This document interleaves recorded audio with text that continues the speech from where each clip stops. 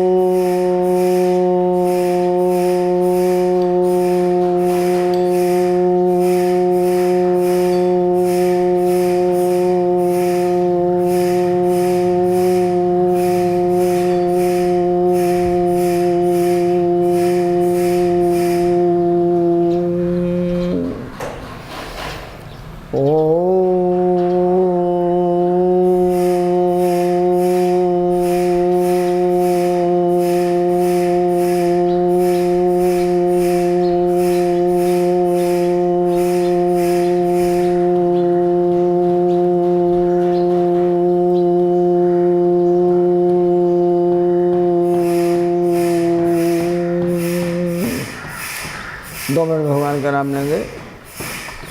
गोविंद मेरो है, गोपाल मेरो है, गोविंद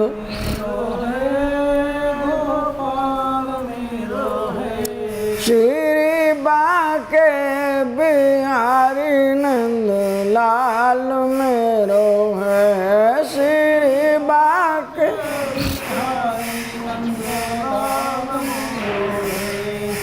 गोविंद मेरो है, गोपाल मेरो है, गोविंद श्री बाके बिहारी नंद लाल मेरो है, श्री बाके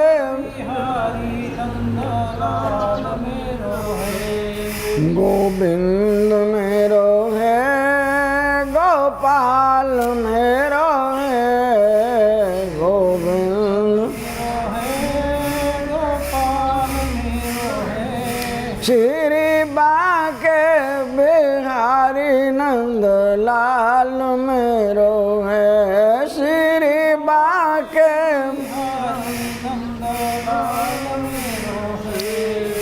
गोविंद मेरो है, गोपाल मेरो है, गोविंद श्री बाके बिहारी नंद लाल मेरो है, श्री बाके बोलो सच्चे आनंद घन भगवान की जय, आनंद कंद भगवान की जय, अपने अपने गुरुदेव भगवान की जय। देखो राम की चर्चा करते हैं। वास्तव में केवल ये सारा जगत राममय है। राममय का अर्थ होता है कि राम से भिन्न नहीं है। बाहर भीतर ऊपर नीचे सब ओर सारे जीवों में जितने भी हैं राम है। जैसे समुद्र में बहुत सारे जीव हैं, मछलियाँ भी हैं और दूसरे जीव भी हैं, लेकिन जो हैं वो देखने में आते हैं। वे समुद्र में बहुत सारी मछलियाँ हैं, बहुत सारे सांप हैं और बहुत सारे जीव हैं, लेकिन वे जीव नहीं हैं। केवल समुद्र, केवल जल है। क्यों?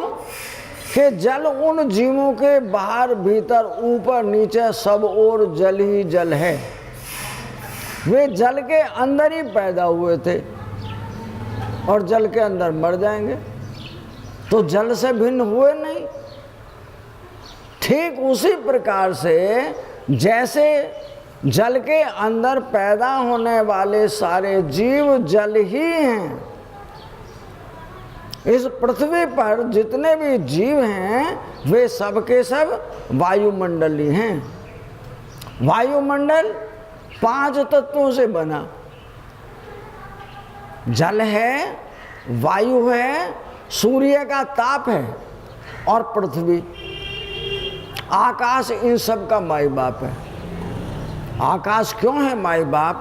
कि जितने भी जीव हैं, चाहे वो बड़े से बड़े ग्रह हों, चाहे वो नक्षत्र हों, सूर्य हो, चाँद हो, तारे हों, ये पृथ्वी हो, ये पहाड़ हो, समुद्र हो, नदियाँ हों, ये सब इसके अंदर है।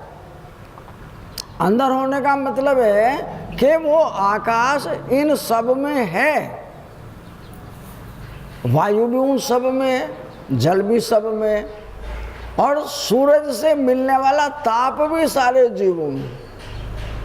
इन 5 में से अगर एक भी न रहे, शरीर मुर्दा है।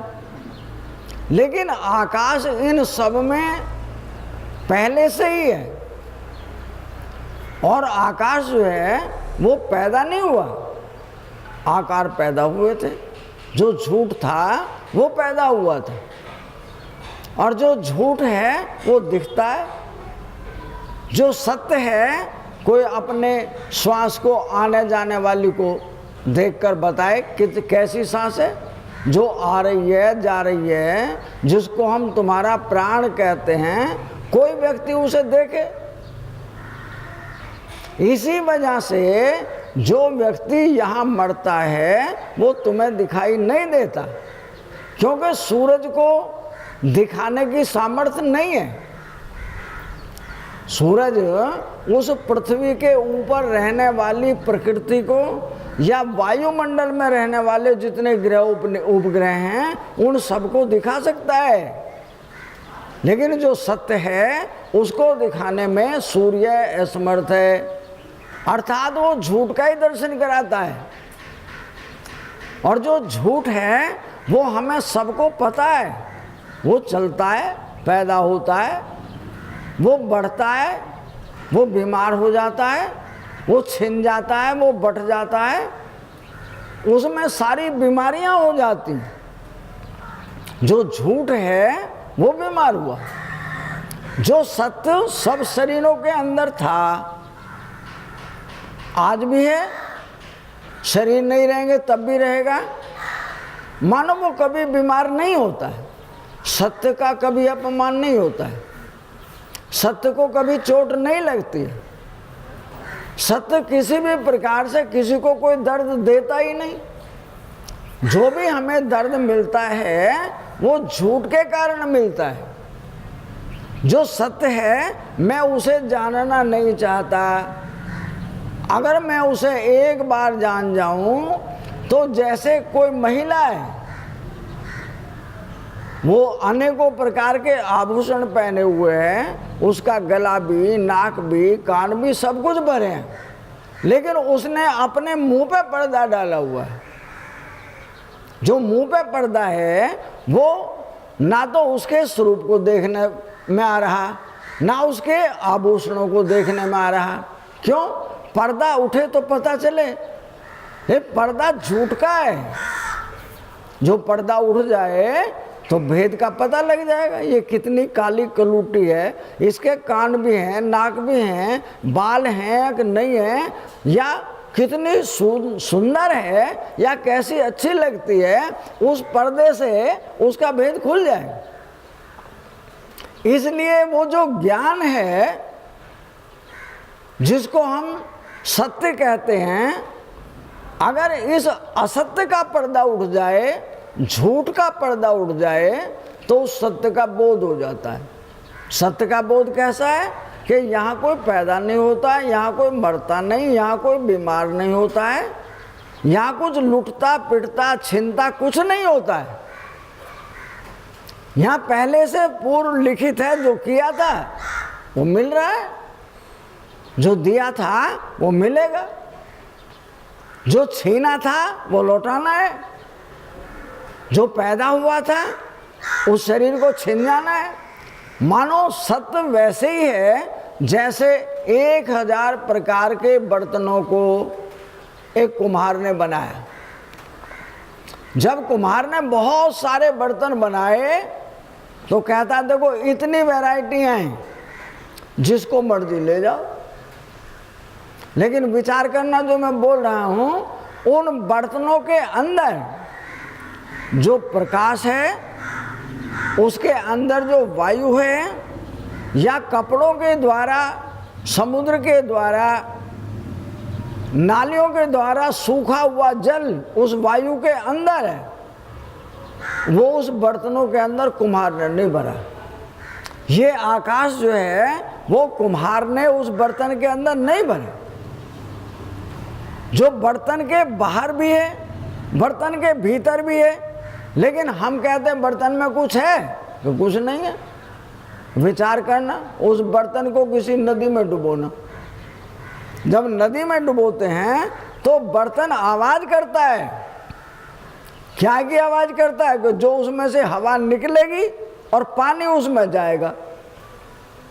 तो पानी आवाज करता है कि इसके अंदर कोई है। तो जैसे वो उस बर्तन के भीतर है, वैसे वो बर्तन के बाहर भी है। लेकिन हमारी ये आंखें उस बर्तन के भीतर रहने वाले को भी नहीं देख रही हैं, और जो बाहर है पूरा वायुमंडल, उस भीतर वाले से मिलने के लिए बेचैन है, उस भीतर वाले से भी नहीं मिलने दे रही हैं। तो बर्तन ने इस वायुमंडल को बांटा है। बर्तन के अंदर, उस आकार के अंदर भी आकाश है, वायु है, जल है, सूर्य का प्रकाश, ताप है, और बर्तन जो बना है वो पृथ्वी का बना हुआ है। चाहे वो सोने का बनाओ तो भी पृथ्वी है, मिट्टी का बना जब भी पृथ्वी है, लोहे का बना जब भी पृथ्वी है, वो पृथ्वी है। तो पांचों तत्वों से बने जितने भी आकार हैं, उन सब के भीतर बाहर वो एक ही परमात्मा रहता है। जो परमात्मा उन बर्तनों के अंदर है, वो बोलता हुआ नहीं दिखता है, वो चलता फिरता उठता बैठता हुआ नहीं दिखता है। लेकिन इन शरीरों के बाहर भीतर रहने वाला, तो वो तो सबको दिखता है, और सब इस बात को मानते भी हैं कि हर शरीर को, तुलसीदास जी कहते हैं, सिया राम में सब जग जाने, करम प्रणाम जोर जुग पानी। तुलसीदास जी कहते हैं कि जितने भी जीव हैं वे सब के सब सिया राम में, राम कहते रमैया को, राम कोई आकार नहीं है। जो आकार तुम्हारे रोम रोम में व्यापक है वो राम है। वो रोम रोम में से आप किसी को मरते हुए के देखो, उसके सबसे पहले पैर लटकते हैं। क्यों? उनके पैरों में से वो रमैया निकलकर हृदय की तरफ को सिमटता हुआ चलता है। फिर उसके हाथ लटकते हैं, फिर हाथों में से निकल के वो हृदय की तरफ चलता है। तो हाथों की नाड़ियों को कहता है डॉक्टर इसकी नवजानी बंद हो गई है, मर गया है। भाई मरा नहीं है तो थोड़ी बहुत देर में मर जाएगा। अर्थात वो जो परमात्मा है वो अपने क्रियाकलाप को धीरे धीरे धीरे धीरे सारे समेट, शरीर में से समेट कर तुम्हारे हार्ट में ले आता है। जो हार्ट जहाँ दिल धड़कन करता है वो इस जगह पहुँच गया है। एक समय आता है ये प्राण आना जाना बंद हो जाता है। जो प्राण आना जाना बंद हुआ, उसका बोलना, शरीर की हरकत होना, सुनना, देखना ये बंद हुआ। अब आप कहते हैं मर गया। मरने का मतलब है जो सत्ता इसके अंदर थी वो इसे छोड़कर चली गई। लेकिन उसका हार्ट 2 घंटे बाद तक भी बराबर गर्म रहता है। जब तक वो गर्म है तब तक उसके अंदर सांस आ सकती है। उसे परमात्मा ने, जिसको हम चेतन सत्ता कहते हैं, जिसको आकाश कहते हैं, उसने नहीं छोड़ा है। उसका ताप छोड़ रहा है, वायु छोड़ गई, जल की नाड़ियों ने काम बंद कर दिया है और पृथ्वी का काम बंद हो गया, यानी शरीर अचेत हो गया है। लेकिन जब तक उसका हार्ट गर्म है तब तक उसको कृत्रिम सांस के द्वारा उसके प्राणों को वापस लाया जा सकता है। लेकिन जिसका समय आ गया है उसे चाहे तुम कृत्रिम सांस दो, चाहे जितनी दवाइयाँ दो, उसका किसी के पास कोई इलाज नहीं। अब आप ये समझ गए होंगे कि यहाँ पर जैसे बर्तनों के बाहर भीतर रहने वाली सत्ता एक की है। बर्तन के भी छोटा सा मुंह है, उस मुंह के द्वारा ही आकाश, वायु, जल, ताप सब भरा हुआ है। उस मुंह के द्वारा ही वो उसमें से बाहर निकलकर भीतर, भीतर वाला बाहर, तो बाहर वाला भीतर वाले से मिलने को बेचैन है। ये बीच में ये रुकावट क्यों डाल दी? जो परत है उस पात्र की, बर्तन की, वो क्यों लग गई?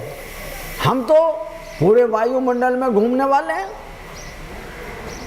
तो इस तरह से जो परत लगी हुई है, जो उस बर्तन को वायुमंडल में धरा डालती है, ये लोटा है, ये कलश है, ये हमारा टोकना है या और बर्तन है। तो जो बर्तन हैं उन्होंने इस वायुमंडल को बांटा है। जो बंटने वाला है वो तो दिखता है, लेकिन जिसके बाहर भीतर होने का सबूत मिलता है वो किसी को नहीं दिखता है। उसी के लिए तुलसीदास जी के सिया राम में सब जग जानी, यानी सृष्टि जितनी भी है राम में से पैदा हुई है, राम में विलय हो जाती है। भाई शरीर हैं, आज दिख रहे हैं, कल को ये टूट जाते हैं। टूटने के बाद में जो इसमें रहने वाला है वो अपने स्वरूप को मिल जाता है। हम कहते वो मर गया है, मरा है ही नहीं। शरीर के मर जाने से कोई मरता नहीं है। शरीर के कट जाने से, फट जाने से, छीन लेने से कोई नहीं मरता है। मरा कब है? जब उसने अपने मन और बुद्धि से जगत को निकाल दिया। अब वो निष्क्रिय हो गया है, जड़ हो गया है। मन और बुद्धि में कोई चीज पाने की और खोने की क्षमता नहीं है। अब मरा वो। मरने का मतलब है अब कभी वो पैदा नहीं होगा। और जो शरीर रोज मर जाते हैं, रोज मार दिए जाते हैं, रोज ठगे जाते हैं, लूट जाते हैं, लेकर देते नहीं है, आएंगे कल को। जिसका जैसा लिया है, जिसको जैसा देना है, वो उसके लिए आएंगे। हम कह रहे हैं हमारे संतान आएगी या आई नहीं है, भाई हमारा किसी पे चाहिए ही नहीं। जिस पे हमारा चाहिए वो आएगा या जिस पे हमारा चाहिए वो आएगा। हम पर किसी का तो आएगा। अब प्रश्न उठता है जो आएगा वो किस तरह से? हम उसको मेरा कहते हैं, वो भी हमको मेरा कहता है, लेकिन ना वो मेरा है ना मैं उसका। वो अकेला अलग आया है, मैं अकेला अलग आया हूँ। अकेले अकेले अपने कल के करे हुए के अनुसार कार्य कर रहे हैं। एक बालक को पढ़ाता हूँ, वो पढ़कर राजी नहीं। एक बालक को कहता हूँ बेटा तू घर का काम कर ले, कि मैं तो कॉलेज जाऊँगा, वो तुम्हारे से रुकता नहीं। तो जो पहले से पूर्व लिखित है, जो जो कुछ करके आया है वो उसको बनना है। हम सोचते हैं हम करते हैं ये काम, तुम नहीं करते हो। तो तुलसीदास जी जब अपनी रामचरितमानस लिखना शुरू कर रहे थे, उन्होंने पहले सारे देवताओं को मनाया। भैया मैं राम के चरित्र का वर्णन करने जा रहा हूँ और मैं बुद्धि से कंगाल हूँ, मानो मुझे कुछ आता जाता नहीं। उन सारे भगवानों को मनाकर ये कहते हैं अगर आप मेरे ऊपर मेहरबान हो जाओ मैं इस रामचरित्र को तुम्हारे आशीर्वाद से लिखूंगा। पहले देवताओं को बनाया, फिर मनुष्यों को बनाया, सबसे बाद में दुष्टों को बनाया।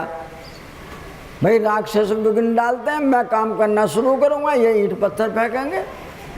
उन दुष्टों को कहता भैया मेरे पास बुद्धि नहीं है, मैं आपके आशीर्वाद से इस कार्य को कर सकता हूँ। ये मेरे अपने लिए नहीं, सबके भले के लिए है।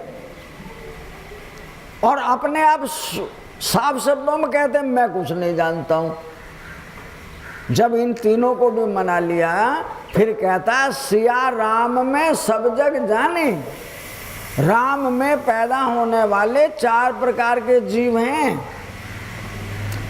एक तो जेड़ से उत्पन्न होने वाले हैं, जो 4 पैरों वाले हैं, या हम 2 पैर वाले हैं, ये जेड़ से उत्पन्न होने वाले हैं।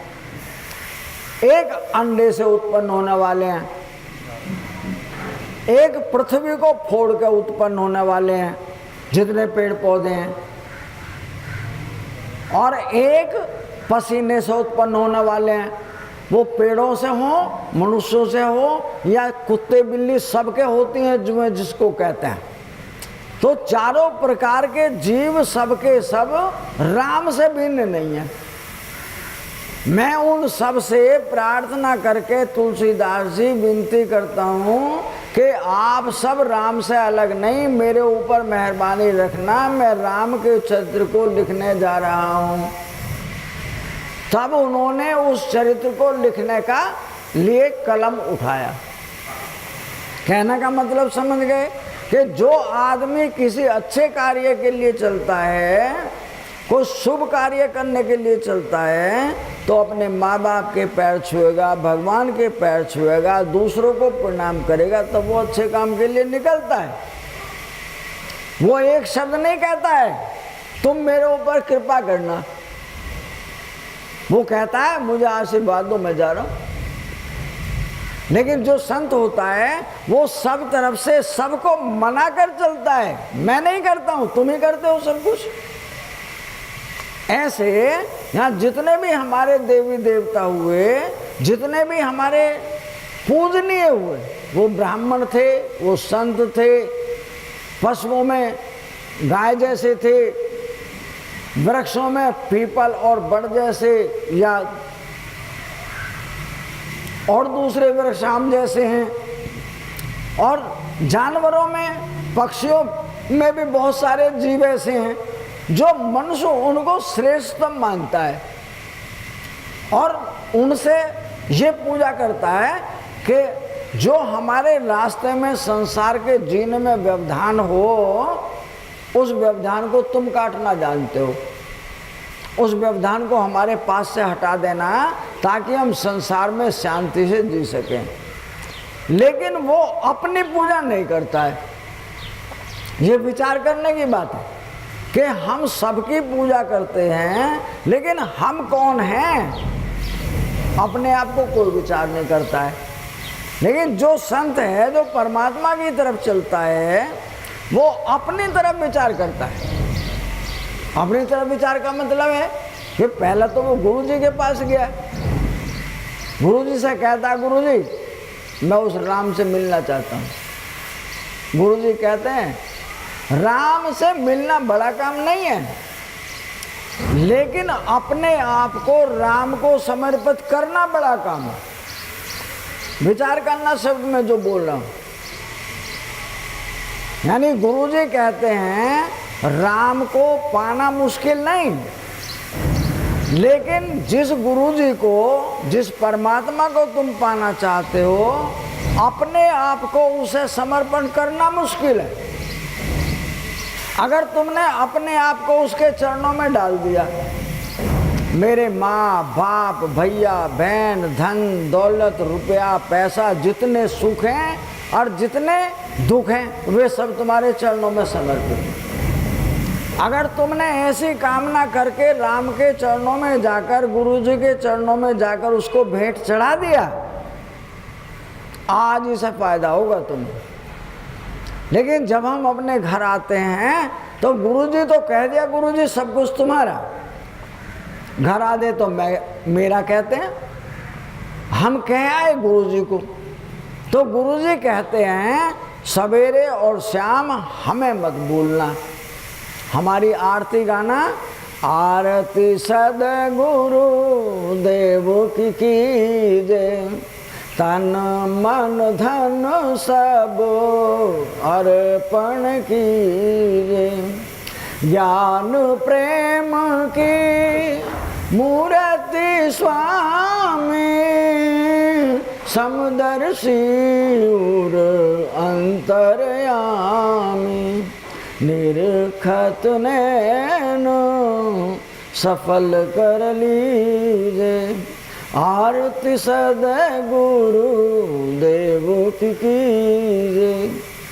यानी सवेरे शाम वो उन गुरु जी के, चाहे गुरु जी यहाँ नहीं है, वो परमात्मा मंदिर में नहीं है यहाँ, लेकिन मैं उसकी मूर्ति को अपने पूजा के स्थान में मैं ये शब्द बोल रहा हूँ, तो मेरा मन इस समय गुरु जी के पास है कि तन मन धन गुरु जी ये सब आपको समर्पित करता हूँ। अब जब दोनों टाइम सुबह शाम उनकी आरती करेगा, उनके दिए हुए मंत्र का जाप करेगा, या तो स्वाध्याय करेगा, सत्शास्त्रों का पठन करेगा, और अगर ऐसा नहीं करता तो सत्संग सुनेगा।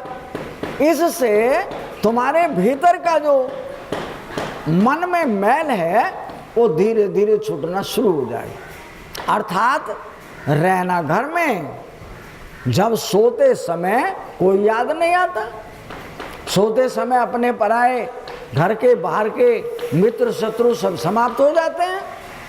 ठीक उसी तरह से घर में रहते रहते मेरे मन में जो विकार हैं, जहाँ मैं अशांत रहता हूँ, वे सब के सब विकार मुझे छोड़कर चले जाते हैं।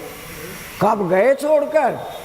जब मैं, चाहे तो गुरुजी हो या परमात्मा हो, मैं उनको पूरी तरह से समर्पित हो गया।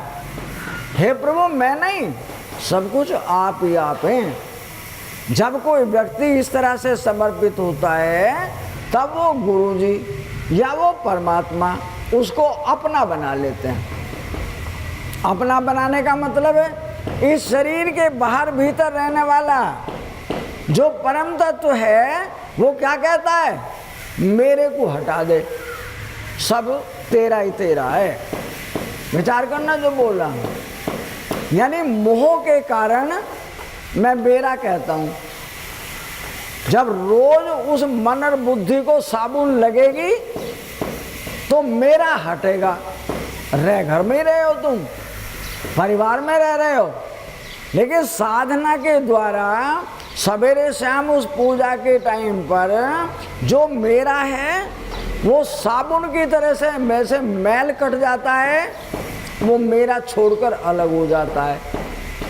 और जैसे मोह खत्म होता है, ये बर्तन टूट जाता है।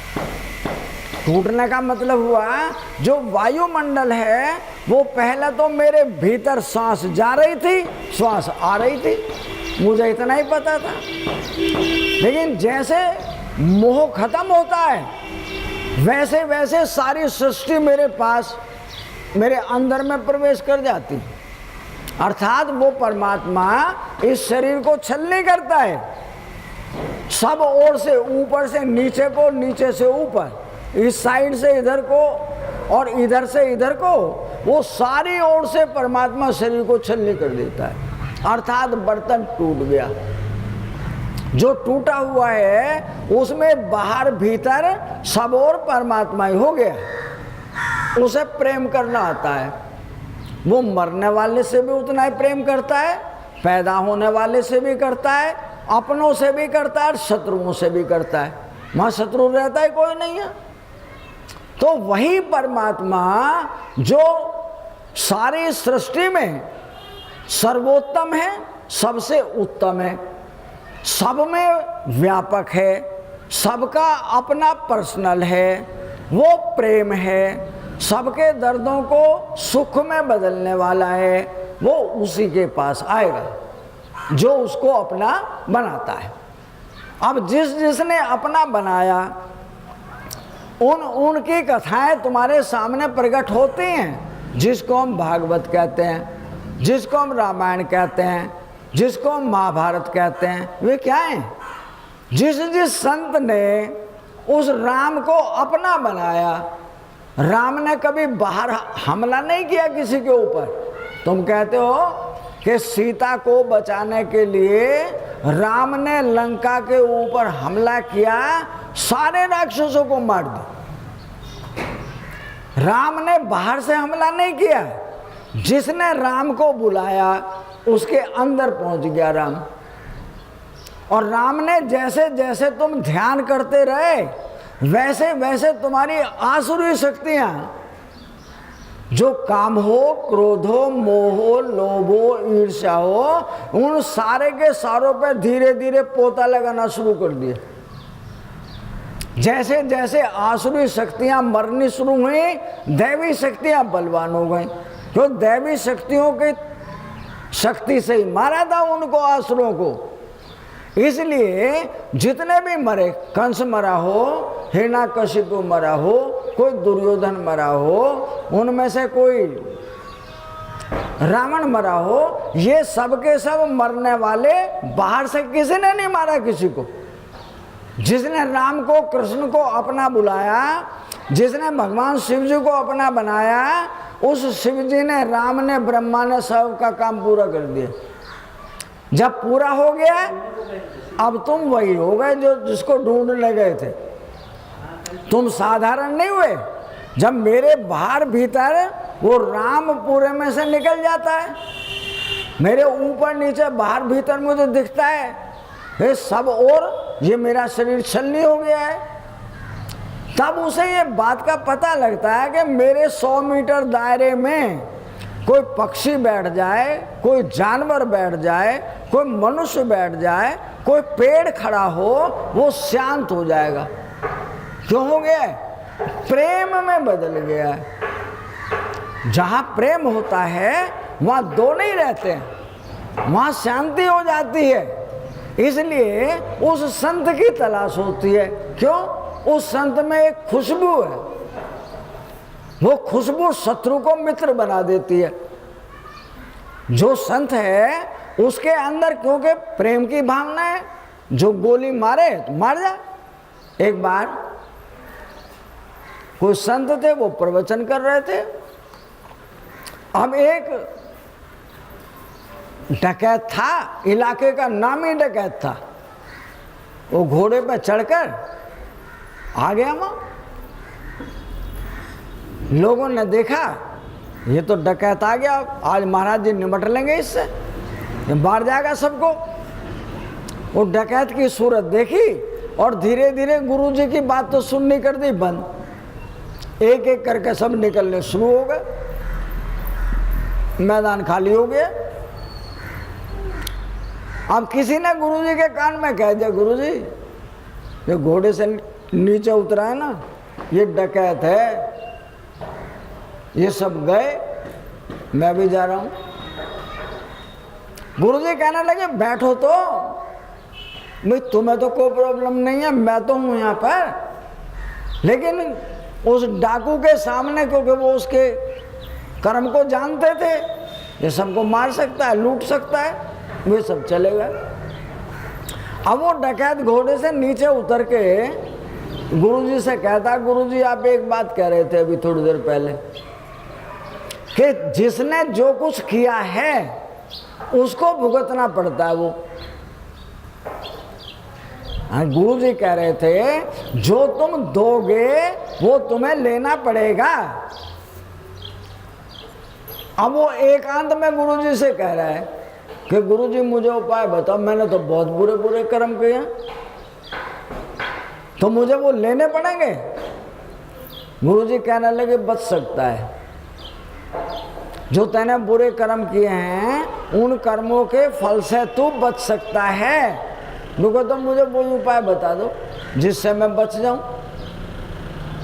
उन्होंने बताया गुरुजी ने कि भाई तुम कहाँ रहते हो? नो जी इसी गांव में रहता हूँ। वो वैसे भी अछूत था। मतलब अछूत का मतलब होता है वो छोटी कौम से संबंध रखता था। कहना ठीक है गुरुजी, अब मुझे उपाय बताओ कि आज तक तैने जितने भी बुरे से बुरे कर्म किए हैं उन सबके सबको एक डायरी में लिख के दिखला दे मुझे। मैं तेरे से कुछ नहीं कहता हूँ, जो किए हैं मैं तो सबके सामने बोल रहा हूँ, तो अपने एक छोटी सी डायरी में मुझे लिख के दिखला दे बस। ठीक है, कब आएगा? परसों को आना मेरे पास जरूर। नो जी ठीक है। अब परसों का दिन आया, वो आया नहीं। घर में गया और जाके एक कमरे में बंद हो गया। ना खाने से मतलब, ना पानी पीने से मतलब, ना किसी से कोई मतलब नहीं। और वो ये विचार करता है मैंने उस महिला को ऐसे मारा था, उसके बच्चे को मैंने कुएं में ही फेंक दिया, उसके मैंने हाथ ही काट लिए थे और पैर काट के उसको तो मैंने ऐसे ही छोड़ दिया था। मानो अपने किए कर्म उसने गिनती करनी शुरू की तो उसके हृदय में वो दया उगाई, जो क्षमा, दया और दान, ये तीन हमारी दैवी शक्तियां जो सबके पास हैं। और उसका लोग फायदा तो उठाते हैं पर ज्यादातर उसका दुरुपयोग करते हैं। इसलिए उसके मन में वो छोटी सी दया उगाई। अगर मेरे पैर कट गए होते, कोई काट जाता, मुझे कैसा लगता? काश मेरे कोई हाथ काट कर चला गया होता तब मुझे कैसा लगता? मानो उसके अंदर जो भाव विपरीत दिशा में आए तो वो उस डायरी में कुछ लिख नहीं सका। ना लिखने के कारण रोता रहा। चौथा दिन आया, वो अपने भक्तों से कहने लगा कि यहाँ पर वो उस दिन घोड़े पे आया था ना डकैत, उसका घर किसने देखा है? कि गुरुजी घर तो देखा है हमने, पर हम में से कोई भी जाएगा नहीं उसके पास। उसके पास जाना मत, मुझे तो बता दोगे? वह तुम्हें बता देंगे लेकिन दूर से, नज़दीक से नहीं, दूर से बता देंगे। आगे आ जाओ जो पीछे बैठे हैं, अब जगह बहुत है। तो इसलिए दो आदमियों को साथ लेकर गए और गुरुजी ने से कहा गुरुजी वो जो मकान सामने उसी का है। अब उसने कुंडी बजाई गुरुजी ने, कहले यहाँ एक इस नाम का आदमी रहता है। तो घर वाले कह रहे मर गया। मर गया? 2-3 दिन हो गए घर में से नहीं निकल रहा है, घर में पड़ा हुआ तो मरे बराबर ही है वो।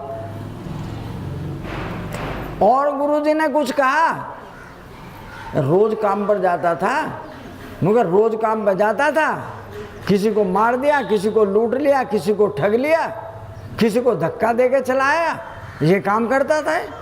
अब भीतर पड़ा हुआ रो रहा है अंदर, जाओ तुम पूछ दो उसके आंसू। अब गुरुजी ने उसकी कुंडी पीटी। अरे भाई बाहर तो निकलो। बाहर निकल के आया, कहने तुमने मेरे से वादा किया था कल मिलने का, तुम आए नहीं। कि गुरुजी आता कैसे? ये रखी डायरी और ये पेन रखा है, मेरे से तो एक शब्द भी लिखा ही नहीं गया।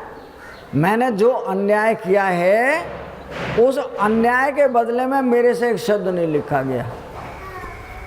गुरुजी कहते हैं जो नहीं लिखा गया तब भी तो तुम्हें हमारे पास आना था कि गुरुजी एक शर्त पे आ सकता हूँ। बोलो क्या शर्त है? मेरे बस की लिखना नहीं है, मैंने बहुत बुरे से बुरे कर्म किए हैं, मैं उन कर्मों के बदले में कुछ नहीं लिख सकता हूँ। अगर तुम मुझे अपना चेला बना लो मैं आ जाऊंगा। गुरुजी कहने लगे तू आ तो सही, चेला तो बाद में बनेगा, पहले आएगा तो सही। कहने लगे जी मैं आ जाऊंगा, न एक शर्त पे आना अपने इन घर वालों से पूछ ले पहले कि मुझे जेल में ले जा रहे हैं, ये पुलिस को सौंपेंगे, मैंने बहुत बुरे से बुरे और अच्छे से अच्छे कर्म करे हैं, तो मेरे बदले में तुम में से कोई जाने वाला हो तो चलो मेरे साथ, मैं यहीं रह जाऊंगा, तुम मेरे बदले में जेल चले जाना, थाने में चले जाना। गुरुजी मुझे पकड़ के ले जा रहे हैं, जेल में डालेंगे। इन सब से ये पहले पूछ ले, अगर इनमें से कोई जाने वाला हो वो चला जाएगा, मैं तुझे छोड़ जाऊंगा। अब उसने सबके सामने, गुरुजी के सामने भी, अपनी पत्नी को, अपने भाइयों को, बहन बेटियों को, सबको कहा कि गुरुजी मुझे ले जाकर जेल में डालने जा रहे हैं, और ये कह रहे हैं जो तुम में से कोई मुझे यहाँ रखना चाहता है तो मेरे बदले में जेल वो चला जाए या थाने में चला जाए। वे सबके सब कहने लगे हम क्यों चले जाए और तेरे बदले में जेल काटे हम, तो जेल जहन्नुम में जा। जब उन सब ने जवाब दे दिया तब कहता गुरुजी मैंने सबको देख लिया, अब आपको भी देखूंगा, चलो। वो गुरुजी के साथ चला आया। जब गुरुजी के साथ आया तो गुरुजी ने कहा देखो हम जब तक दीक्षा नहीं देते हैं, जब तक परख नहीं लेते, तुमने कल को फिर जाकर किसी का मर्डर कर दिया, किसी को लूट लाए, ठगी कर लाए, हमारे यहाँ उसकी ज़रूरत नहीं है कि गुरुजी परीक्षा कर लो मेरी। कहने ठीक है। उसके कपड़े बदले, उसके गले में झोली डाल दी, इस गांव में जाओ भिक्षा करके लाओ, अपने घर में मत जाना, अपना ही गांव हो, अपने गांव में जाकर भिक्षा करके लाओ। आज रूप बदले हुए थे, अब तक तो घोड़े पर चढ़ के बंदूक साथ लेकर चलते थे, आज हाथ में डंडी भी नहीं थी, कपड़े भी बदले हुए थे, गले में झोली भी पड़ी थी। लोग कहने लगे ये रूप बहुत बढ़िया है, ये पहले से ज़्यादा अच्छा है, तो अब कुछ करना ही नहीं पड़ने का है, अब तो करा कराया मिलेगा, मांगना खाना सीख जाएंगे, 2-4 दिन शर्मिंदगी लगेगी। बालकों ने देखा, इसने वो कह रहा क्या हुआ तुम्हें, कि गुरुजी कुछ नहीं हुआ है, कुछ तो हुआ है, तुम्हारा माथा फूट गया है। कहने लगे ये कुछ नहीं है, मैंने तो लोगों को इतना दर्द दिया है कि ये तो ठीक हो सकता है, वो दर्द उनका कभी ठीक नहीं होने का है। तुमने इनको कुछ कहा कि कहने वाला मर गया, जो डाकू था वो मर गया, लाइट कपड़े भी बदले हुए थे, गले में झोली। लोग कहने लगे ये रूप बहुत बढ़िया है, ये पहले से ज़्यादा अच्छा है, तो अब कुछ करना ही नहीं पड़ने का है, अब तो करा कराया मिलेगा, मांगना खाना सीख जाएंगे, 2-4 दिन शर्मिंदगी लगेगी। बालकों ने देखा, इसने बड़े गोलियां चलाई हैं, बहुत लोगों को मारा है, उन्होंने उसके ऊपर ईंट पत्थर बरसाने शुरू कर दिए। जब उस पर ईंट पत्थर बरसे, उसने किसी को कुछ नहीं कहा, और वो रास्ते में गिर गया। बालक जो थे वो उसके ऊपर कोई मिट्टी डालता है, कोई ईंट मारता है, आज हम तुझे नहीं मट लेंगे। गुरुजी ने सोचा नया चेला था, पता नहीं कि उसे कहीं भिक्षा मिलेगी नहीं मिलेगी, वो पीछे पीछे देखने के लिए चलेगा। उन्होंने क्या देखा कि उसके ऊपर ढेर सारे डले, माथे में भी खून निकलता है, उसके कोहनी में खून निकल रहा है। वो कह रहा क्या हुआ तुम्हें, कि गुरुजी कुछ नहीं हुआ है, कुछ तो हुआ है, तुम्हारा माथा फूट गया है। कहने लगे ये कुछ नहीं है, मैंने तो लोगों को इतना दर्द दिया है कि ये तो ठीक हो सकता है, वो दर्द उनका कभी ठीक नहीं होने का है। तुमने इनको कुछ कहा कि कहने वाला मर गया, जो डाकू था वो मर गया, लाइट जो मर गया हो वो वापस आएगा नहीं। इसलिए गुरुजी जो ये मुझे मार रहे हैं ना, ये उतना नहीं मार रहे जितना मैंने इनको मारा है। गुरुजी ने कहा तो आज वापस चलो। नो जी मैं आ रहा हूँ वापस। ये और भी मारेंगे, अपना बदला लेंगे, तो मैं कम से कम उस बदले से उर्म तो होऊंगा। मैंने तो किसी के साथ अच्छा किया ही नहीं। अब ये पात्र हो गया है घिस करके पिट करके कि अब ये चेला बनाने लायक बन गया है, इसलिए उसको कह रहे हैं अब तुम आ जाओ। जब वो आया उसको कहने लगे दीक्षा दे सकते हैं कि गुरुजी 8 दिन शर्मिंदगी लगेगी। बालकों ने देखा इसने बड़े गोलियां चलाई हैं, बहुत लोगों को मारा है। उन्होंने उसके ऊपर ईंट पत्थर बरसाने शुरू कर दिए। जब उस पर ईंट पत्थर बरसे उसने किसी को कुछ नहीं कहा और वो रास्ते में गिर गया। बालक जो थे वो उसके ऊपर कोई मिट्टी डालता है, कोई ईंट मारता है ना, बहुत मारा है दुनिया को, आज हम तुझे निपट लेंगे। गुरुजी ने सोचा नया चेला था, पता नहीं कि उसे कहीं भिक्षा मिलेगी नहीं मिलेगी, वो पीछे पीछे देखने के लिए चलेगा। उन्होंने क्या देखा कि उसके ऊपर ढेर सारे डले, माथे में भी खून निकलता है, उसके कोहनी में खून निकल रहा है, गोलियां चलाई हैं, बहुत लोगों को मारा है। उन्होंने उसके ऊपर ईंट पत्थर बरसाने शुरू कर दिए। जब उस पर ईंट पत्थर बरसे उसने किसी को कुछ नहीं कहा और वो रास्ते में गिर गया। बालक जो थे वो उसके ऊपर कोई मिट्टी डालता है, कोई ईंट मारता है ना, बहुत मारा है दुनिया को, आज हम तुझे निपट लेंगे। तो यहाँ बैठे बैठे शिव जी के मन में विचार किया और धीरे धीरे राम की तरफ को चलती रही और उनके राह में दूर बैठ गई जाकर। अब सती से सीता हो गई। लक्ष्मण ने राम से कहा भैया ये तो कभी वृषभान को छोड़कर अलग होती नहीं है, आज ये वन में अकेले। राम कहते हैं थोड़ी देर शांति रखो, अभी पता लग जाएगा। तो राम वहां तक गए और जाकर के सती को कहा, आज न हंसते हुए, आप वृषभान को कहाँ छोड़ी आई? मानो तुम तो कभी उनसे अलग होते नहीं, आप उनको कैसे छोड़ी आई? अब सती पानी पानी हो गई। कोई प्रणाम नहीं, कोई मतलब नहीं कि इन्होंने तो मुझे पहचान लिया, और जो पहचान लिया तो मानो अब इसका जवाब मैं क्या दे सकती हूँ। अब भगवान ने अपनी लीला दिखाई। राम ने अपनी लीला क्या दिखाई?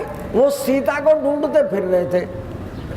पेड़ों से पूछो, पक्षियों से पूछो, जानवरों से पूछो, वो अपनी सीता को ढूंढ रहे थे। अब सती ने क्या देखा कि आगे राम है, उनके पीछे सीता है और उसके पीछे लक्ष्मण है। अब सती सीता को उनके साथ देख रही है।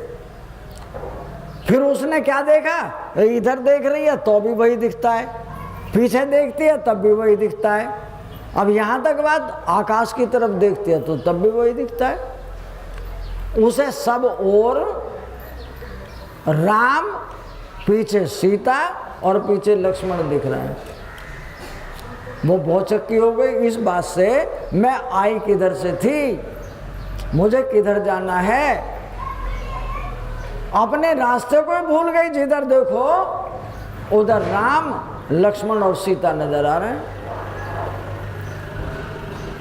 अब भगवान राम को प्रणाम कर रही है, कहते प्रभु मुझे नहीं मालूम था, मैं आपको प्रणाम कर रही हूँ, इस अपनी लीला को हटा लो। मुझे समझ नहीं थी इसलिए मैं आपकी परीक्षा के लेने के लिए चली आई। अब अपनी लीला का हटाओ, मुझे ये तो पता चला मैं आई किधर से थी। मानो भगवान राम ने अपनी लीला को हटाया, उन्हें ये पता चला मैं इधर से आई थी। अब सती यहाँ से पैर मलते हुए अपने शिव जी की तरफ चलती है और ये सोचते हुए कि वो मेरे से ये पूछेंगे तुमने राम की परीक्षा कैसे ली, तो मैं क्या जवाब दूं। उस जवाब की तलाश में वो धीरे धीरे शिव जी की तरफ चल रही हैं और चलते चलते शिव जी के पास पहुंच गए। शिव जी ने कहा बैठ जाओ, और जब बैठी तो एक बात कही उनको, देखो तुमने राम की परीक्षा ले ली। उन्होंने कहा जी हाँ ले ली। सच बताना तुमने राम की परीक्षा कैसे ली। अब ये खोट है कि वो ये कैसे कह दे मैं राम की पत्नी बनकर बैठ गई। अब भगवान राम ने, शिव जी ने एक ही बात कही, सच बतलाना तुमने राम की परीक्षा कैसे ली। वो कहती महाराज जैसे तुमने दूर से राम को प्रणाम कर लिया था ना, मैंने भी उनको दूर से प्रणाम कर लिया, इसलिए मैंने जान लिया ये अंतर्यामी है और परीक्षा लेकर मैं चली आई। अब भगवान शिव जी को इस बात पर उसकी पर यकीन नहीं हुआ। वो कहने लगे ठीक है भाई, तुम तो सच बोलोगे नहीं, हमें ढूंढना पड़ेगा सच क्या था। तो शिव जी भगवान उस सती के पीछे, जैसे वो यहां से गई थी उसके पीछे पीछे जा रहे हैं और जाते हुए क्या देखा कि सती ने सीता का रूप धारण कर लिया और सीता बनकर उनकी राह में बैठ गई। उस सारी बात का लक्ष्मण ने क्या किया, राम ने क्या किया, शिव जी ने सब कुछ जान लिया। जानने के बाद में वो अपनी समाधि में वापस आए और सती से कहने लगे अब चलो, क्या महाराज चलो। तो शिव जी महाराज बोल नहीं रहे, वे चल रहे चलो कैलाश पर्वत पे जाना वहीं चलेंगे। शिव जी महाराज बोल नहीं रहे और मेरे अंदर खोट है। सती कह रही है कि तुम बोल तो रहे ही नहीं, कि मैं क्या बोलूं भाई, नो तुम बोल नहीं रहे। तो सती को ये मालूम हो गया है कि जो कुछ मैंने किया था वो शिव जी को सब मालूम हो गया। ये शिव जी अंतर्यामी है, सबके हृदय की बात जानते हैं, इसलिए इन्होंने मेरी करतूत को देख लिया। अब उस करतूत के बारे में वो कह रही है कि महाराज पहले तो हम स्त्रियां हैं, विचार करना, अपने दोष को भगवान राम शिव जी के सामने प्रकट कर रही है। पहले तो हम स्त्रियां हैं, फिर हम माया की हैं, माया में झूठ बोल जाता है, माया में अपराध हो जाता है, इसलिए आप हमें क्षमा कर दो और कहीं हमसे कोई अपराध हुआ है तो आप हमें क्षमा कर दो। भगवान शिव जी कुछ बोल नहीं रहे, वो कह रहे हैं भाई अब तुम चली तो आओ, लो तुम बोलो तो मुझे तो कुछ जवाब दोगे कि नहीं। तो भगवान शिव जी कह रहे हैं तुम एक बात बताओ, जो आज मेरी पत्नी है वो कल को मेरी मां बन जाए तो क्या मैं उसे अपनी पत्नी बना सकता हूं। भगवान शिव जी कहते हैं कि तुम ये बताओ, मैं उन राम को अपना बाप मानता हूं, मेरे पिता के समान, और तुमने जो स्वरूप बनाया वो मेरी माँ का बना लिया, सीता का बना लिया। अब जो सीता राम की पत्नी हो सकती है वो फिर दोबारा शिव जी की पत्नी कैसे हो सकती है। कहती महाराज मेरे से अपराध हो गया। तो अपराध हो गया तो मैं क्या कर सकता हूँ इसमें। भाई जितने भी संत हैं वे सब के सब अपने राम को अपना माई बाप मानते हैं। भगवान राम ने रामेश्वर में मंदिर बनाया कि शिवलिंग की स्थापना की। ये हमारे पिताजी हैं, राम कहते हैं ये शिवलिंग जो है ये हमारे माई बाप हैं। जो भी यहाँ आएगा और साधना करेगा, प्रणाम करेगा, उसको यहाँ सही रास्ता मिलेगा। राम उनको अपना माई बाप बता रहे हैं और आज शिव जी राम को अपना माई बाप बना रहे हैं। उस सती को कहते हैं देखो तुम रहना हमारे पास ही, लेकिन तुम्हारा स्थान बदल गया है, पत्नी से माई के रूप में हो गई, तुम वहीं रहना आश्रम में। अब वो उन्हें आश्रम में ले गए, कहने लगे यहाँ खाना खाओ, बनाओ, जो आए उसको भी खिलाओ, तुम भी खाओ, हम तो भगवान जी के पास जा रहे हैं समाधि में। भगवान शिव जी समाधि में चले गए। जो समाधि में गए लंबा टाइम हो गया, सती को टाइम काटना मुश्किल हो रहा था। अब कोई बोलने वाला नहीं, कोई सुनने वाला नहीं, ये तो चले गए अपने भगवान के पास समाधि में, इसलिए वो बहुत दर्द में थी। इसी समय आकाश से ढोल ढपड़ों की आवाज आ रही थी, बड़े सुंदर सुरीले गीत गाए जा रहे थे। उन गीतों को सुनकर कि इस जगह तो मैं भी देवताओं के साथ, शिव जी के साथ मैं भी जाती थी सब जगह, आज ये आकाश मार्ग से ये गीतों की आवाज ये कैसे आ रही है? तो अब वो शिव जी को जगा रही है, हमारा समाधि तो खोलो। कहने लगे बोलो क्या कहना है? ये आकाश मार्ग से जो आवाज आ रही है ये क्या है? कहने लगे तुम नहीं समझोगे, मैं इसीलिए तो आपको उठाया है, मैं समझूंगी नहीं तो मुझे समझाओ तो, कि तुम्हारे पिताजी ने एक बहुत बड़ा यज्ञ किया है, उस यज्ञ में इन सारे देवी देवताओं को बुलाया है, ये सब के सब उस यज्ञ में जा रहे हैं और तुम्हें रुका हमें कोई निमंत्रण नहीं दिया है और हम जाएंगे भी नहीं। तो सती कहती है मेरे तो माई बाप हैं वो, मैं तो जा सकती हूँ। भगवान शिव जी कहते हैं निरादर के साथ किसी के यहाँ भी जाना अच्छा नहीं, इसलिए तुम ना ही जाओ तो ये अच्छा है। सती कहती है आप ये कहते हैं गुरु जी का घर अपना घर, कभी चले जाओ, और पिता का घर वो अपना घर, जब मर्जी चले जाओ, पति का घर वो अपना घर, जब मर्जी चले जाओ, और मित्र का घर वो भी अपना घर। क्या मैं अपने माँ बाप के नहीं जा सकती हूँ? भगवान शिव जी कहते हैं देखो बुलाए में और बिना बुलाए में बहुत अंतर है। तुम्हें बिल्कुल भी इशारा भी नहीं किया किसी ने, मैं तो तुम्हें समझा सकता हूँ, ना ही जाओ तो अच्छा है। कहने लगे मुझे तो आप आज्ञा दे दो, मैं अपने माँ के यहाँ जाऊंगी। भगवान कहने लगे शिव जी अभी कुछ और होना बाकी होगा, जाओ जो होना बाकी है उसे भी पूरा करो। मानो कोई स्त्री और ससुराल पक्ष से किसी को भी ना लेके जाए तो अपमान होता है। मानो ससुराल वालों ने इसे घर से निकाल दिया होगा, अकेली चली आ रही है, कुछ भी नहीं लेके आई, इसका मतलब लड़के आई है वहां से। इसलिए भगवान शिव ने अपने दो भक्तों को सती के साथ कर दिया।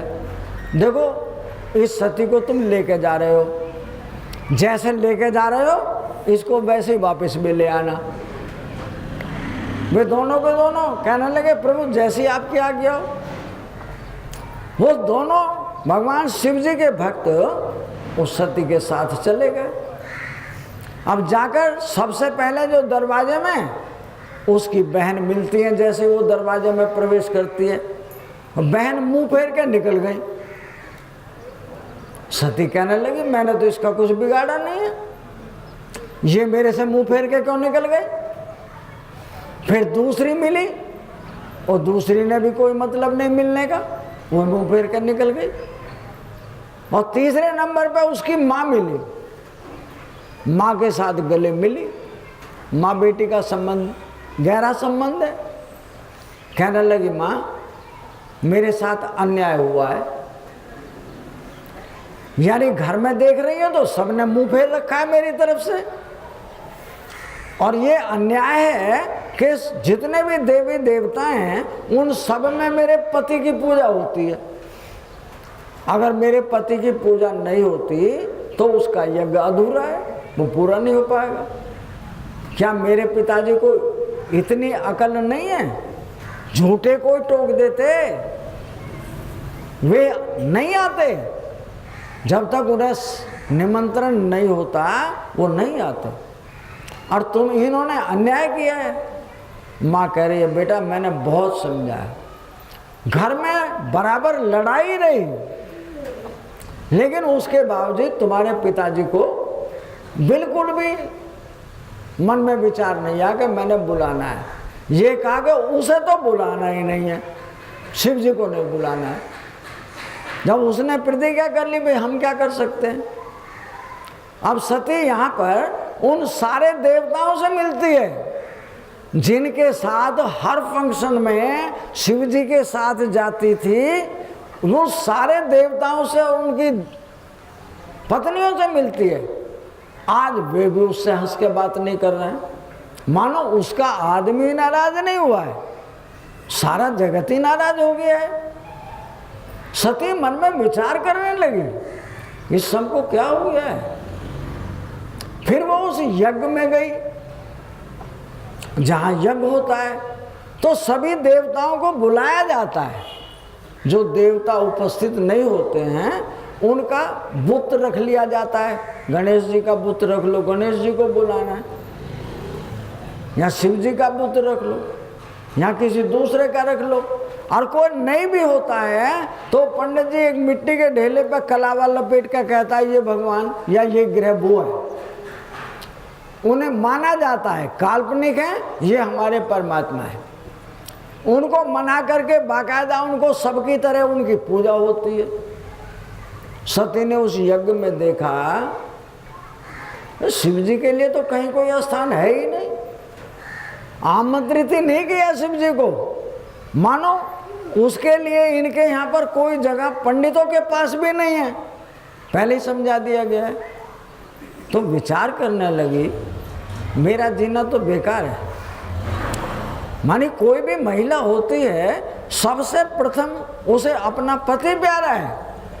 अब मेरे पति के लिए कोई स्थान नहीं है और ये मेरा घर है, मेरे अपने घर में मेरे पति के लिए कोई स्थान नहीं है तो मेरे लिए डूब मरने के लिए जगह नहीं। मानो मैं यहाँ नहीं रहने सकती। अब वो उन सबके सामने, उन पंडितों के सामने कहती है अपने पिताजी को ललकारते हुए, हे शरीर माँ और पिताजी तुम्हारा दिया हुआ है और देखो तुम्हारा शरीर तुम्हारे घर में सौंप रही हूँ मैं अपने परमात्मा की शरण में जा रही हूँ। मतलब उसे योग शक्ति जो भगवान शिव थे उन्होंने सिखाई हुई थी। योग अग्नि, एक तो कहते हैं लोग हवन कुंड में समा गई, हवन कुंड में नहीं, उन्होंने अपने प्राणों को खींच लिया और बैठ गई, उस शरीर को त्याग दिया। अब तो जो सती के साथ जो दो गण आए थे, भक्त आए थे शिव जी के, वो कहने लगे ये यज्ञ है, यहाँ तो हम तो सती को साथ लेकर जाने वाले थे, उसने तो अपने शरीर को त्याग दिया। तो वहाँ उन गणों ने उनके सारे हवन कुंड को तोड़, यहाँ नुकसान कर, वहाँ कर, ये सब कुछ बिगाड़ दिया। बिगाड़ने का मतलब है तेरा यज्ञ, ये तेरा हवन, ये कभी पूरा हो ही नहीं सकता है। और उन्होंने, दोनों गणों ने भगवान शिव जी के पास खबर भेज दी, महाराज सती तो सती हो गई, वो तो हमेशा हमेशा के लिए चली गई। वहाँ से शिव जी की बात खबर पहुँचते ही अनेकों गण आ गए, अनेकों भक्त आ गए। उन्होंने पूरी तरह से राजा दक्ष के यहाँ पर खूब हंगामा किया और सब कुछ तहस नहस करने के बाद वो चले गए। कहने का मतलब इस बात से है कि संसार के जितने भी कारोबार हैं वे बिना इन देवताओं के मनाए हुए पूरे नहीं होते हैं। अगर हम उन देवताओं को नहीं मनाते हैं, जिसका भी हक है उसको उसके निमित्त नहीं देते हैं, तो वहाँ कुछ ना कुछ विकार तो आएगा। और जो विकार है वो कल हमारे दर्द का कारण बनेगा, हमारे बीमारियों का कारण बनेगा। लेकिन हम उन विकारों को समझते नहीं हैं। ना समझना हमारे दर्द का कारण है। तो इसलिए हमारे संत ये कहते हैं कि यहाँ परमात्मा केवल न्याय करता है। जो न्याय करता है, चाहे तुम्हारे चोट लगी, अच्छे के लिए लगी है वो चोट, तुम बीमार हो गए, तुम बीमार अच्छे के लिए हुए हो। क्यों? कि तुम कभी राम को याद ही नहीं करते, तुम किसी मंदिर में परमात्मा के में जाते ही नहीं। बीमारी आई है तो इसका मतलब है तुम राम को याद करोगे। तुम किसी संत के दरवाजे जाओगे तो कि पूजा पाठ में 10, 20, 100, 50 रुपये दान करोगे, अपने लिए कहीं ना कहीं थोड़ी बहुत जगह उस मंदिर में बनाओगे, तुम्हें मेरे माई बाप हो। इसलिए वो संत कहता था कि यहाँ जो कुछ होता है वो अच्छे के लिए ही होता है। एक भक्त ने हमारी बात को पकड़ लिया, किसी की बात को पकड़ लिया। वो कहता है हर घड़ी कोई मर गया, कहता बड़ा अच्छा हुआ। किसी के चोट लग गई तो बड़ा अच्छा हुआ। दूसरे कहते तेरे लगी नहीं ना, इसलिए अच्छा हुआ। जितनी तेरे लगेगी तुझे पता लग जाए कैसे अच्छा होता है। लेकिन ये वक्त की बात है, वो वजीर, एक बादशाह का वजीर था। जो वजीर था वो राजा उस वजीर के बिना जाता नहीं था कहीं, उसे साथ लेके जाता था। अब एक दिन जंगल में वजीर भी और बादशाह भी चले गए। उसे अच्छी बात याद थी कि जो भी कुछ करता है परमात्मा वो अच्छा ही करता है, उसे इस बात का पता है। वो रटी हुई बात है कि गुरुजी एक ही बात कहते हैं कि जो चोरी हुई अच्छे के लिए हुई, जेब कट गई अच्छे के लिए कटी है, और कोई ठगी करके ले गया अच्छा ही हुआ। यानी कोई आदमी परमात्मा को कब याद करता है? जब भीड़ पड़ती है, अच्छा ही करता है परमात्मा। उसने शब्द पकड़ रखा है। अब बादशाह के साथ जंगल में कहीं चले गए। बादशाह कहने लगा ले तलवार ले रहे हैं और हमको कुछ है नहीं, कहीं तलवार खुट्टल हुई तो वो जानवर हमें ही खा जाएगा जंगल में। कहना महाराज देख लो अपनी तलवार को। और राजा ने तलवार निकाली, उसमें चमक ज्यादा थी, वो हाथ में से छूट गई और राजा का अंगूठा कट गया। वो कहता है बादशाह के भाई हमारा अंगूठा कट गया। तो महाराज बड़ा अच्छा हुआ। वो अच्छे की बात के तू अच्छा कहता, हमारा अंगूठा कट गया। महाराज जो परमात्मा करता है अच्छे के लिए करता है, इसे कटे हुए का बुरा मत मानो। लोग हाँ आज देखेंगे, बुरा नहीं मानेंगे, इसको आज देखेंगे। वो राजा आया, आने के बाद उसने आते ही उसे हवालात में बंद कर दिया। जब अंदर बंद कर दिया कि देख रोटी पानी तो मिलेंगे तुझे, अब निकल के दिखा इससे बाहर। महाराज ये और भी अच्छा हुआ। नहीं ये बुरा कहता ही नहीं, अब जेल में बंद हो गया तब भी अच्छा हुआ। महाराज परमात्मा जो करता है वो अच्छे के लिए करता है। अब 4 दिन तक वो राजा जंगल में गया नहीं, अकेला जाता नहीं, वजीर को भीतर बंद कर दिया। और 4-5 दिन के बाद में उनने सोचा आज अकेले चलेंगे, तो घोड़े पर सवार होके और जंगल को निकल गया। अब वो तिथि ऐसी थी जैसी आज है। आज ईद है तो बहुत सारे बकरों को, जानवरों को बलि दी जाती है। तो वहाँ भी जो जंगली जाति के लोग थे उन्होंने किसी हट्टे खट्टे आदमी की बलि देनी है। वे किसी आदमी को ढूंढ रहे थे जंगल में कि ऐसे ठाड़े तगड़े मजबूत आदमी को लाना जो हमारा देवता खुश हो जाए। उन्होंने देखा घोड़े पर चढ़ा हुआ, चारों तरफ से घेर लिया, कह रहे जान से मार देंगे अगर हिला।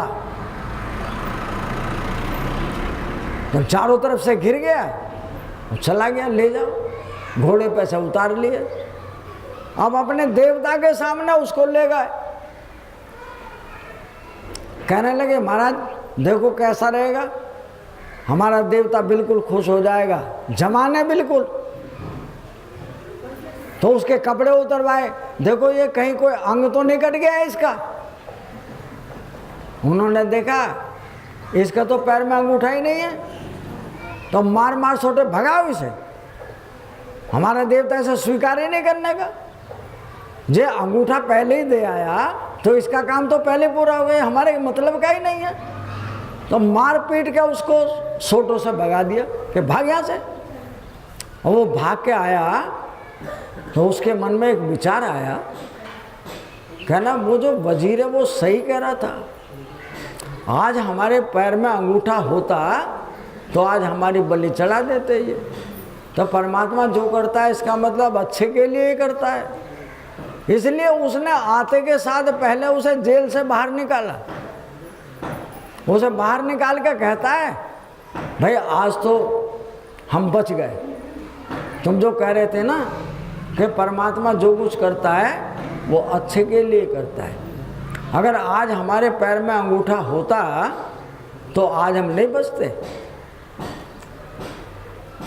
और हम तो तुम्हें गलती से जेल में बंद कर दिया।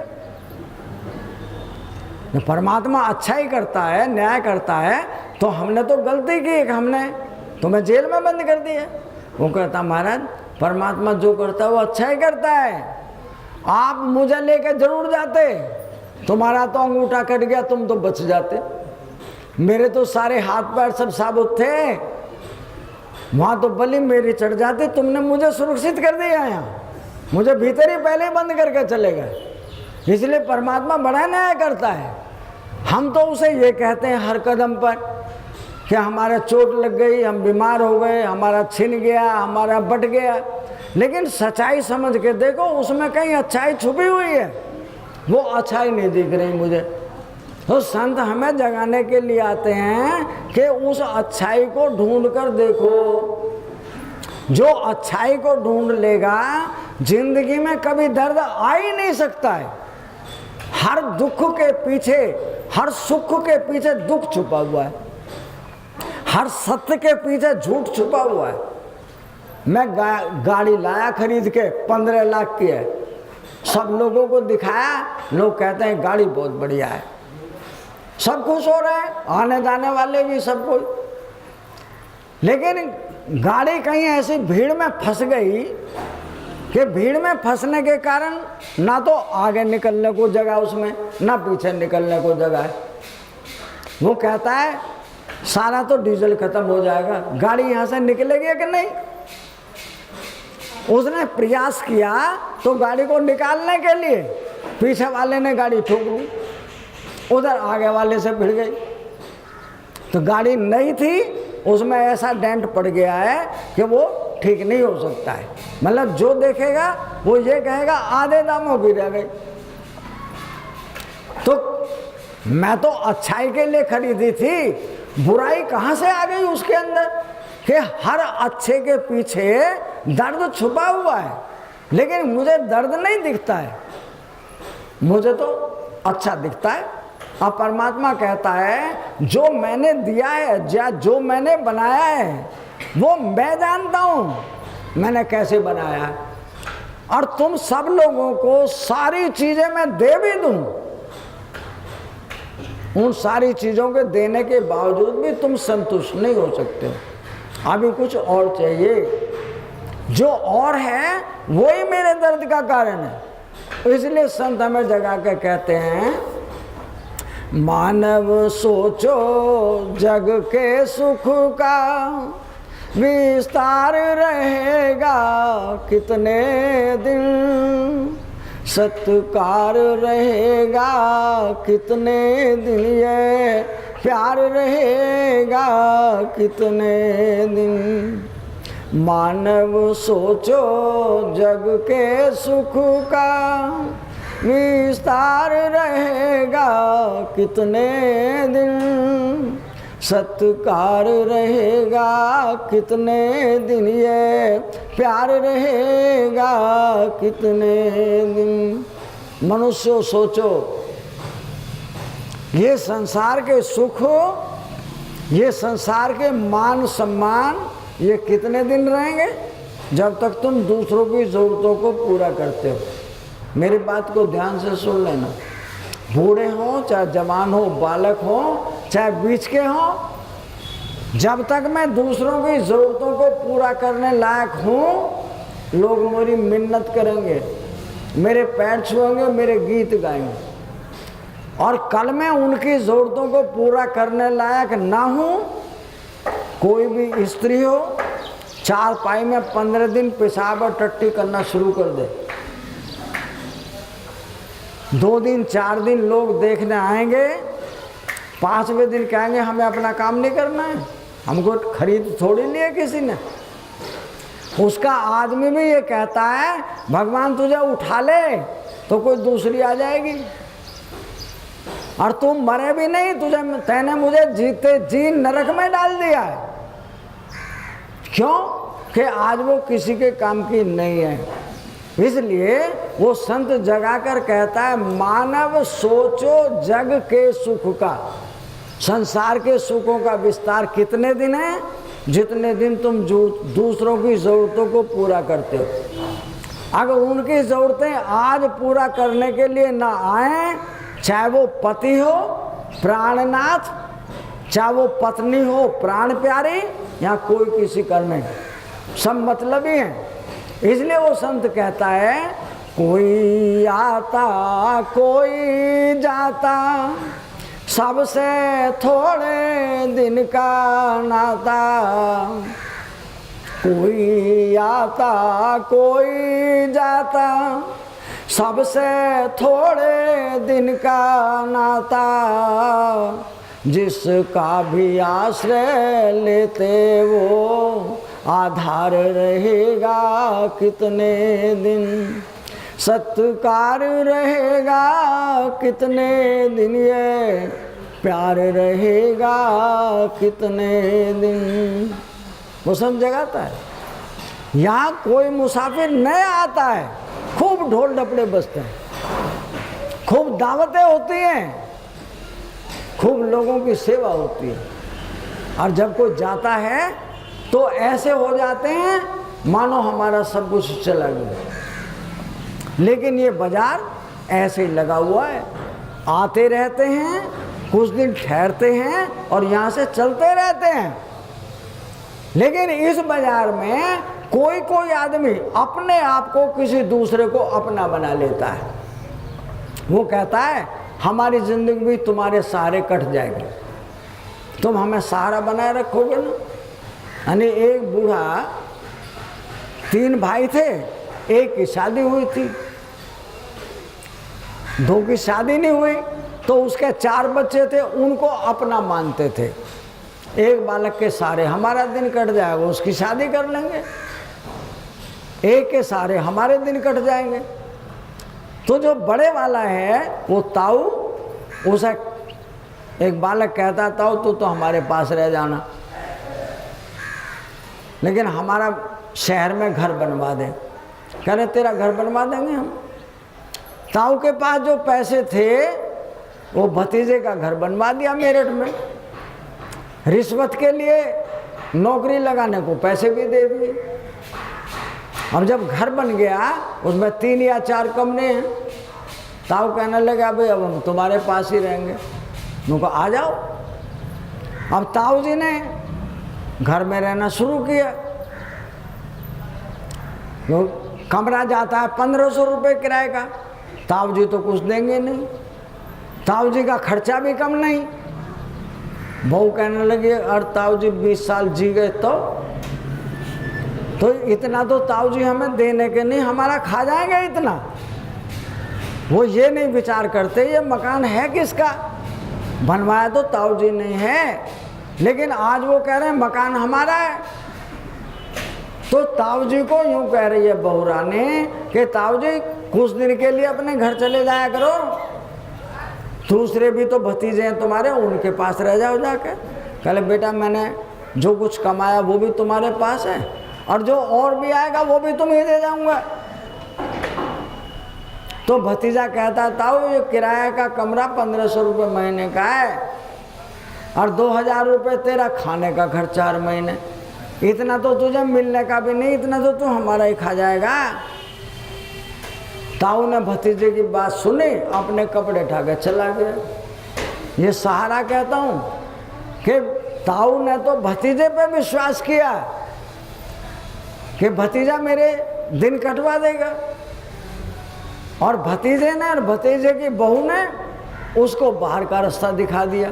कहने का मतलब जो पैसे दे लेते वे भी सब खत्म और जो रहने का ठिकाना था वो भी सब खत्म। तो यहाँ रोज हम रोने के लिए पैदा हुए हैं, यहाँ हंसने की जिंदगी नहीं है। इससे तो जितने दिन जीना है अकेले को जैसे भी कटेंगे काटने ही पड़ेंगे।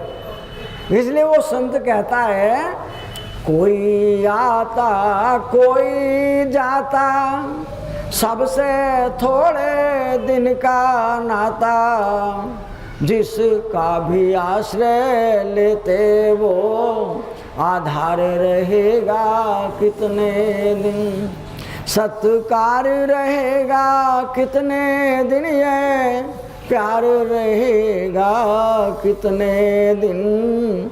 मानव सोचो जग के सुख का विस्तार रहेगा कितने दिन।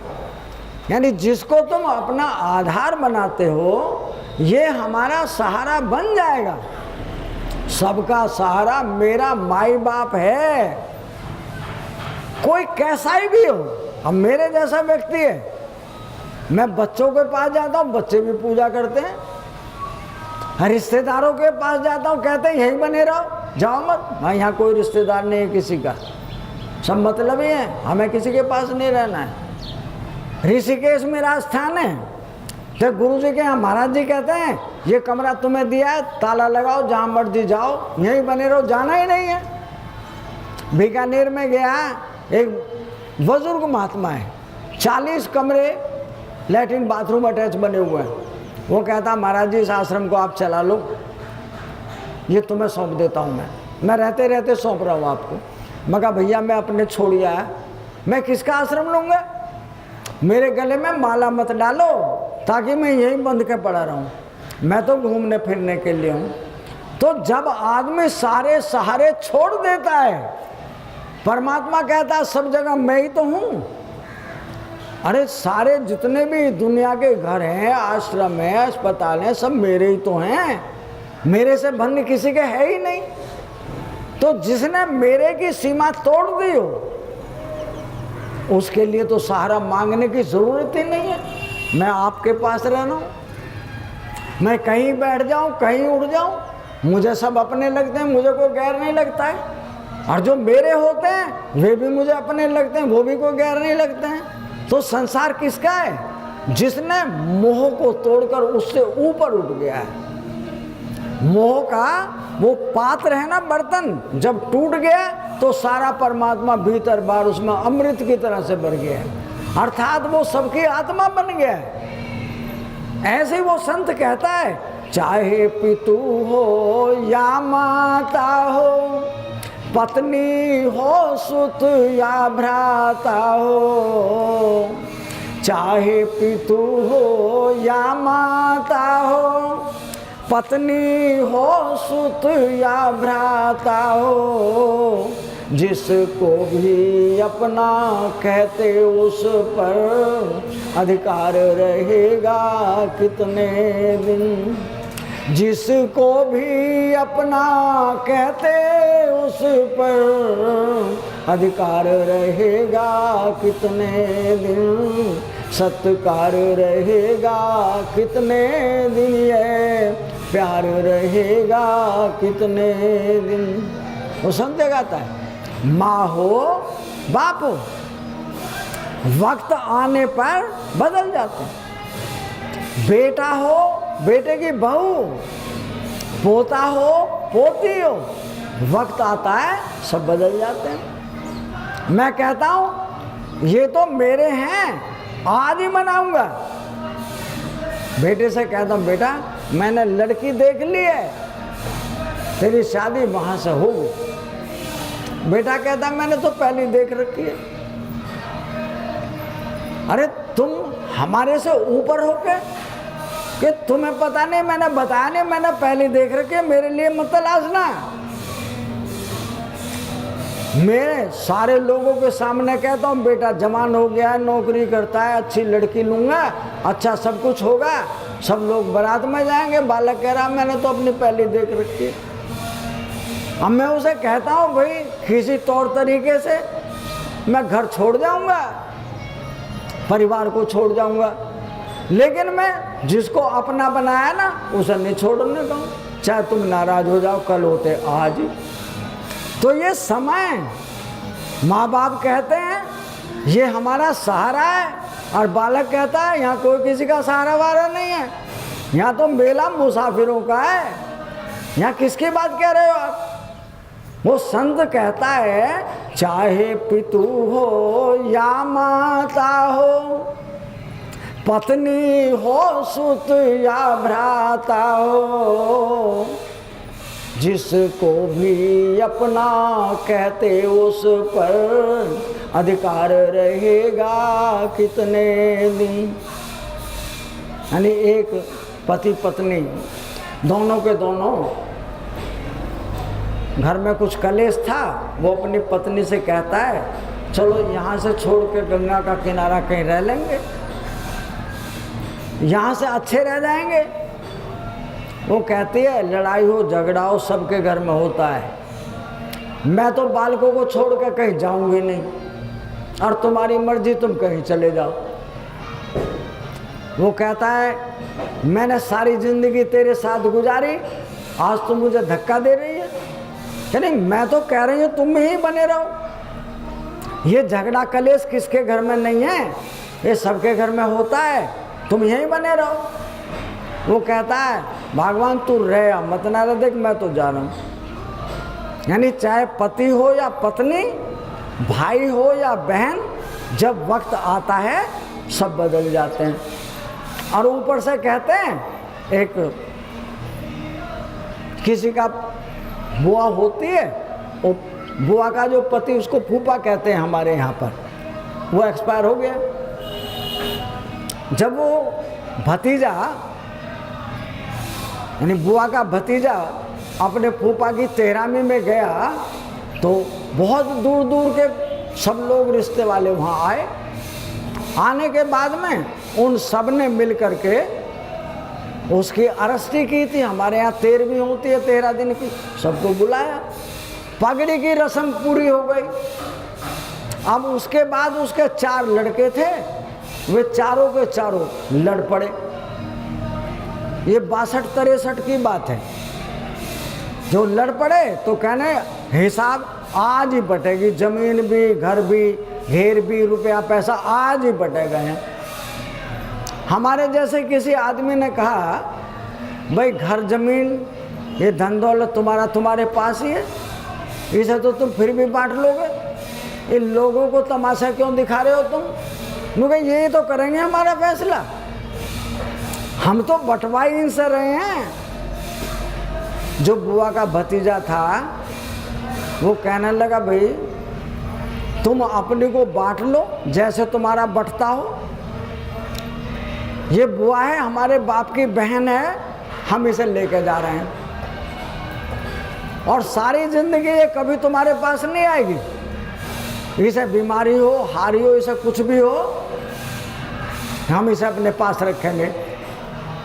तो बालक क्या कहते हैं, एक काम करो अपनी बुआ को तो कल ले जाता, अभी ले जा, हमारी बाप है 50,000 रुपये तू दे जा। यानी यहाँ आदमी की ज़रूरत है, विचार करना इस बात पर। यानी भतीजा कहता है बुआ का मैं अपनी बुआ को लेता हूँ, अपने घर रखूँगा सारी ज़िंदगी। अरे इसकी वजह से तो तुम बटबटाव कर रहे हो। जब माँ तुम्हारी तुमसे अलग हो गई तो अपनी बांट लो, सारी धन दौलत तुम्हारी हो गई। तो बालक कहते हैं हमारी माँ पे 50,000 रुपये हैं, 50,000 रुपये तू भतीजा है इसका हमें दे जा, और हमारी माँ को जामवर्दी ले जाए।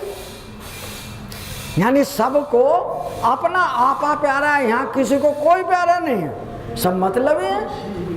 वो संत कहता है जिसको भी अपना कहते उस पर अधिकार रहेगा कितने दिन। मैं तो कहता हूँ बेटा मेरा ही है, ये पत्नी मेरी है, ये भैया भतीजे सब मेरे हैं, ये धन दौलत गाड़ी बंगला ये सब मान सम्मान मेरा है, लेकिन तुम्हारा नहीं है, मिला हुआ है।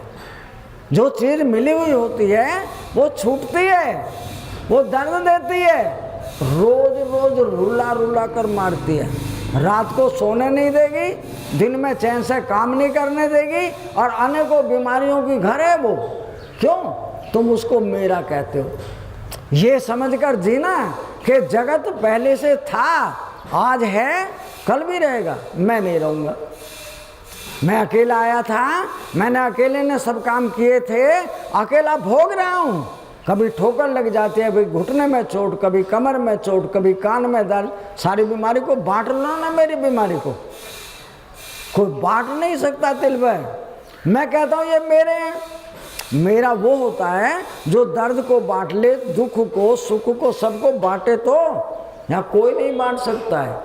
विष्णु संत कहता है मानव सोचो जग के सुख का विस्तार रहेगा कितने दिन, सत्कार रहेगा कितने दिन, ये प्यार रहेगा कितने दिन। जो जग में सच्चे ज्ञानी हैं परमात्मा तत्व के ध्यानी हैं। जो जग में सच्चे ज्ञानी हैं परमात्मा तत्व के ध्यानी हैं, उनसे पूछो मन का माना संसार रहेगा कितने दिन। मानव सोचो जग के सुख का विस्तार रहेगा कितने दिन, सत्कार रहेगा कितने दिन, ये प्यार रहेगा कितने दिन। वो संत सोतों को जगाने के लिए कि जग में ये संसार मेरे मन ने माना हुआ है। जब तुम सो जाते हो मन सो गया, अब जो माना हुआ था वो गया कहाँ?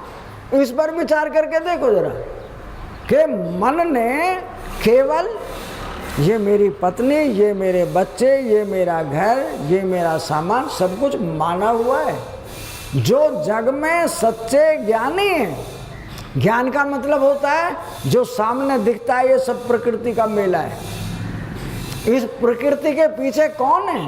जो प्रकृति चल रही है, उठ रही है, बैठ रही है, बोल रही है, सारी दुनिया का कारोबार करने वाला कौन है? राम कर रहा है। तुम्हें राम नहीं दिखाई देता है, जो करने वाला है वो नहीं दिखता, मुर्दा दिख रहा है। उस मुर्दे को तुम सच्चा माने बैठे हो। ये आकार जो हैं ये परमात्मा के मुखौटे हैं, ये लीलाधर हैं, इनके माध्यम से परमात्मा अपने जगत की लीला कर रहा है। पर तुम्हें परमात्मा नहीं दिखता है, इसलिए दर्द है। और वो संत कहता है जो जग में सच्चे ज्ञानी हैं, परमात्मा तत्व के ध्यानी हैं, जिन्होंने इस संसार में केवल परमात्मा को जान लिया है। मेरे अपने पराये में या प्रकृति के पिंड और पिंडों के पीछे रहने वाले में भेद जान लिया है कि यहाँ जो शरीर को छोड़ के जाता है वो कौन है, और जो शरीर में रहते हुए वो कहता है मेरे पैर में दर्द, मेरे सिर में दर्द, मैं मर गया, वो कौन है? जब तक परमात्मा शरीर में रहता है तब तक बीमारी का आभास होता है। जब तक परमात्मा शरीर में रहता है जब तक छीनने का, मरने का, लूटने का, ठगे जाने का, चोरी हो जाने का डर रहता है। अगर परमात्मा का बोध हो जाए सारी दुनिया के डर खत्म, मुर्दे को कोई डर नहीं हो, क्यों परमात्मा निकल के चला गया, घर खाली हो गया, मुर्दा बीमार नहीं। उससे कहोगे तो सुनता क्यों नहीं? वो कहता है मैंने कभी सुना ही नहीं। सो सुना किसने तक? वो चला गया। जो चला गया मैं उसे क्यों नहीं जान पा रहा? वो संत जगा कर कहता है जो जग में सच्चे ज्ञानी हैं, परमात्मा तत्व के ध्यानी हैं, उन्होंने परमात्मा को जाना है। ये मन का माना हुआ संसार कितने दिन रहेगा? ये टिकाऊ नहीं है। कल मैं छोटा सा था और बड़ा और बड़ा और बड़ा बूढ़ा हो गया हूँ। यहाँ से जाने के दिन आ गए। मैं सोचता हूँ अभी तो पोतों की भी शादी करूँगा और पर तो पड़ोतों के लिए घर बना के जाऊँगा, दुकान बना के जाऊँगा, तो सारी दुनिया का ठेकेदार मैं ही हूँ यहाँ पर। परमात्मा कहता है यहाँ तुम्हारा अपना कुछ नहीं, तुम किसी के अपने नहीं।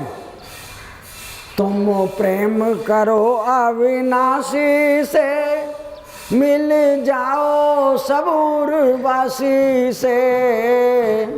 तुम प्रेम करो अविनाशी से, मिल जाओ सब उर्वशी से। ए पथिक यहाँ में मेरा का व्यवहार रहेगा कितने दिन?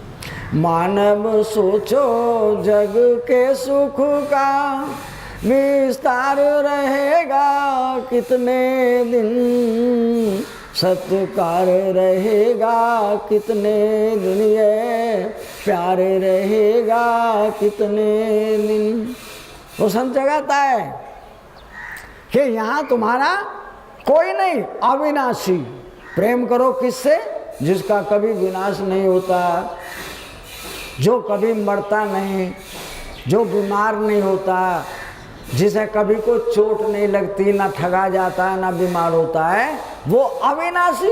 प्रेम करो अविनाशी से, मिल जाओ सब उर्वशी से। जो तुम्हारे हृदय में वास करता है, तुम्हारे अंदर में बोलता सुनता देखता सारा कारोबार करता है, अगर प्रेम करो तो उससे करो। मैं उसके मुखैठों को पकड़े हुए हूँ।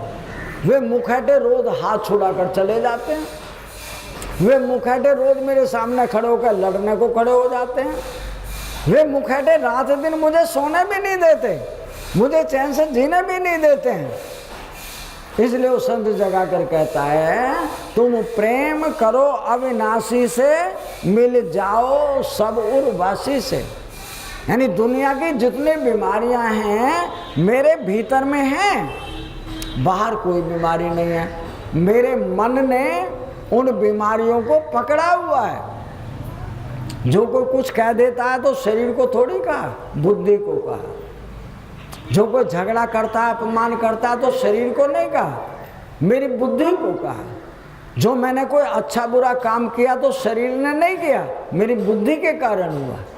जो मैंने किसी से अकलबंदी की या लड़ाई की कोई बात की तो इस बुद्धि से विचार करके, तो इस सारी जगत जननी मेरी बुद्धि है। और बुद्धि मुर्दा है, यानी परमात्मा के अधीन काम करती है।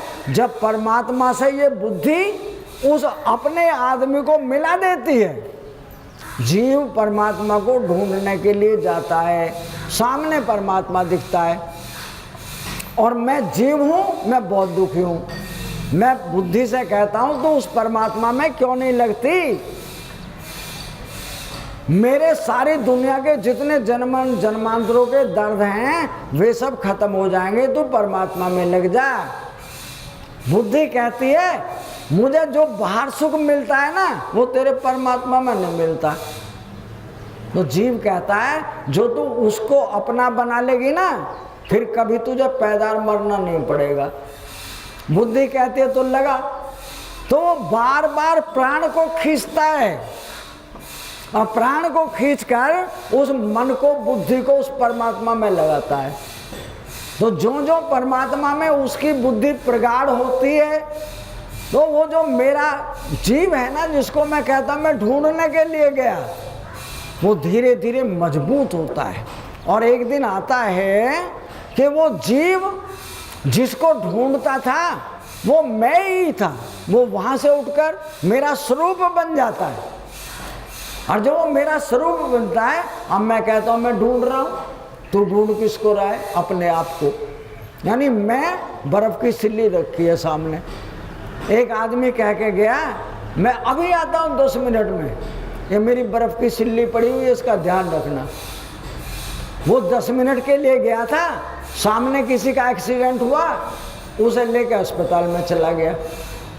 वो बर्फ की सिल्ली को छोड़ के गया, वो कहने लगा वो तो आया ही नहीं, बर्फ की सिल्ली को मैं क्या करूं? जब तक वो आया वो बर्फ की सिल्ली गल गई। वो कहता बर्फ की सिल्ली कहाँ गई? मुझे तो पता नहीं कहाँ गई, बर्फ की सिल्ली थी गल गई। मुझे गल गई, तैने उसका कोई उपचार नहीं किया, उसे गर्मी से बचा देता, बच जाती। कि तुमने कहा था मैं 10 मिनट में आता हूँ, इसको देखते रहना। मैं जब से देख ही रहा हूँ उसको, वो देखते देखते गल गई तो मैं क्या करूं? मेरे बस की सिल्ली लानी नहीं है कि तुमने मेरी सिल्ली गला दी। ऐसे ही वो बर्फ की सिल्ली की तरह से वो जीव जो ढूंढने के लिए गया था, वो परमात्मा के पास जाके वो गल गया, और ऐसा गल गया अब कभी पैदा नहीं होगा। जो मन और बुद्धि थे वो उस जीव को परमात्मा से मिला गए, और मन और बुद्धि वे भी गल गए। गलने का मतलब है अब वहां कुछ भी नहीं रहा। कैसे नहीं रहा? जब आदमी सोने के लिए चला था तो वो बार बार करवट बदल रहा था, कभी कोई याद आ जाता है तो कभी कोई याद आ जाता है। वो तो सोना चाहता है, लेकिन जब विचार में कोई आता है तो विचार आने की वजह से उसे नींद नहीं आ रही है। अंतोगत्वा जो विचार में आया था मैं भूल गया, वो कहाँ गया मुझे अपना ही पता नहीं, मैं सो गया। जब मैं सोया था तो वहां कोई नहीं था। कोई का मतलब होता है जगत नाम की चीज, पत्नी बच्चे धन दौलत मकान जानवर पक्षी, कुछ भी नहीं था। जो दशा उस सोने वाले व्यक्ति की है वही दशा उस संत की है कि जब वो परमात्मा में विलय हो गया, कुछ भी नहीं रहा, पूर्ण रूपेण शांति को प्राप्त हो गया। अब उसका कोई ईंट मारो, उसको कोई गालियां दो, उसके ऊपर को मिट्टी फेंको, क्या हो गया उसको? वो समझ गया मुझे कोई कुछ कह ही नहीं सकता है। ये मिट्टी का बुत है, मिट्टी का बुत मिट्टी का ही रहेगा, और जो मैं इसमें रहने वाला हूँ वो मैं ऐसे पड़ा हूँ जैसे छाछ में मक्खन पड़ा हुआ है।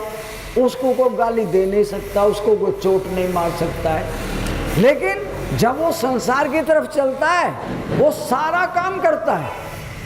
विचार करना, संसार में वो घर में जाए, पड़ोस में जाए, रिश्ते नातों में जाए, वो सब जगह जाए, जाने के बावजूद भी उसे किसी का कोई पाप, कोई पुण्य, कोई अच्छाई, कोई बुराई उसे नहीं लगती है।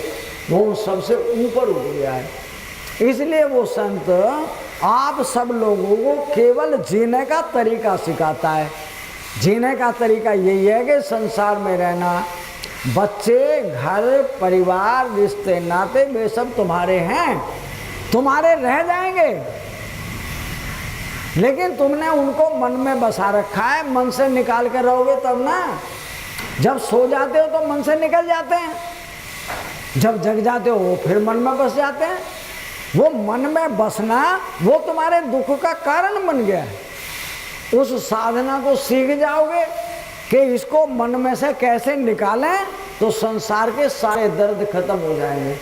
दुनिया में कोई बीमारी नहीं है, बीमारी सब मानसिक है। शरीर को कभी कोई बीमारी नहीं होती। मन को साधने की कला है कि जो उस मन को साध लेता है संसार निकलकर बाहर खड़ा हो जाता है। अब उसे जीने का तरीका आ गया है।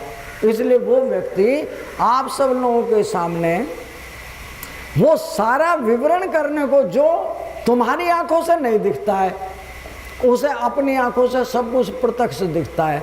वो तुम्हें बतलाता है, लेकिन तुम्हारी समझ में नहीं आए, वो तुम्हारी मर्जी की बात है। अब देखो तुम्हारे सामने 2-3 बीमारियों की दवाई बतला रहे हैं। जिस महिला को एक साइड में सिर में दर्द रहता है और आँखों में पानी भी जाता है, कान में भी कभी दर्द हो जाता है, सिर हमेशा भारी रहता है। समझ लेना उसकी आँख में काला मोतिया का पानी आएगा। काला मोतिया उसका इलाज नहीं है, लेकिन उससे पहले इलाज है कि आप 250 ग्राम बेसन लें, 250 ग्राम देसी घी लें, इन दोनों को जैसे सूजी और घी को तपाकर भून लें, उसे भून लें। आधा किलो बूरा यानी चीनी जो पिस जाती है वो बूरा बन जाती है, उसमें मिला लें। 5 ग्राम आज की तारीखों में हम सफ़ेद मिर्ची उसका पाउडर बना लें। उस बेसन में 1 किलो हो गया है वो, उसमें मिला लें। 100 ग्राम बादाम की गिरी, 100 ग्राम काजू की गिरी, इनको पीट करके उसके लड्डू बना लें। तुम्हारे सिर में दर्द नहीं रहेगा। एक लड्डू सवेरे एक शाम को खा लें। तुम्हारे आँखों में जो मिलना था, मैल आ जाता था, वो अब आगे नहीं आएगा। और तुमने 1 महीना लगातार खाए, आराम मिले, एक फिर बना लो उसको उतना ही। तो तुम्हारी आँखों में जो दर्द होने वाला है, सिर में दर्द होने वाला है, कानों में दर्द होने वाला है या नज़ले की शिकायत बनी, वो तुम्हें छोड़कर चली जाएगी। ये दवाई हो गई। दूसरा समझ लो, जिन महिला बीपी डाउन हो जाता है, डॉक्टर कहता है हीमोग्लोबिन कम हो गया है, यानी उनके होते हैं खून के वो कम हो गए हैं। भाई सर्दी के दिन आ रहे हैं, गाजर खूब आएगी बाज़ार में, गाजर का लोग हलवा बना के खाते हैं। तुम हलवा मत बनाना, उस गाजर की खीर बना लेना।